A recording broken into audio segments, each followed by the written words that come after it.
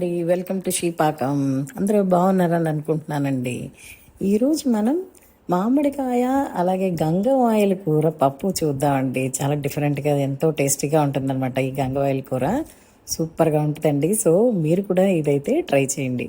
So దీన్ని తయారు చేసే విధానం అయితే మనకి దీనికి గంగవాయల కూర కావాలి, ఆకు కావాలండి. అలాగే మామిడికాయ, పచ్చిమిరపకాయలు, కందిపప్పు, ఉప్పు, మనం తాలింపు దినుసులండి ఇవన్నీ రెడీ చేసి పెట్టుకున్నాక కుక్కర్ అయితే ఒకటి తీసేసుకుని అందులో మనం ఏం చేయాలంటే ముందుగా కందిపప్పుని అయితే వేసి శుభ్రంగా కడిగేసుకోవాలండి.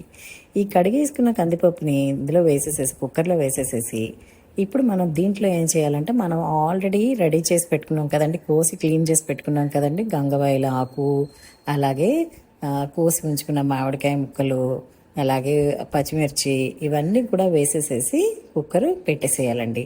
కుక్కర్ పెట్టేసేసి విజిల్స్ రానిస్తే ఒక 3 విజిల్స్ కనుక రానిచ్చామంటే, లేదా మీరు సిమ్లో పెట్టుకుంటే కనుక ఒక్క విజిల్ అయినా సరే సరిపోతుందండి, శుభ్రంగా ఉడికిపోతుంది.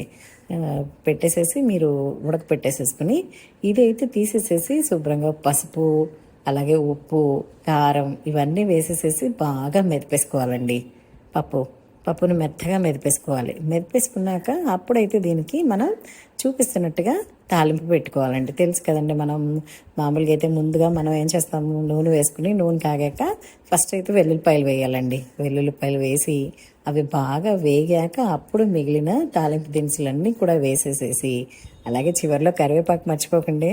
కరివేపాకు వేయకపోతే వేయకపోయినా బాగానే ఉంటుంది, కానీ వేస్తే ఆ టేస్ట్ వేరు కదండి. కరివేపాకు సువాసన, రుచి అది అమోఘంగా ఉంటుంది కదండి. సో ఇలా మనం తాలింపు అయితే వేసుకుని ఈ రెడీ చేసి ఉంచుకున్న పప్పులో అయితే ఈ తాలింపుని పోసేసేయాలండి.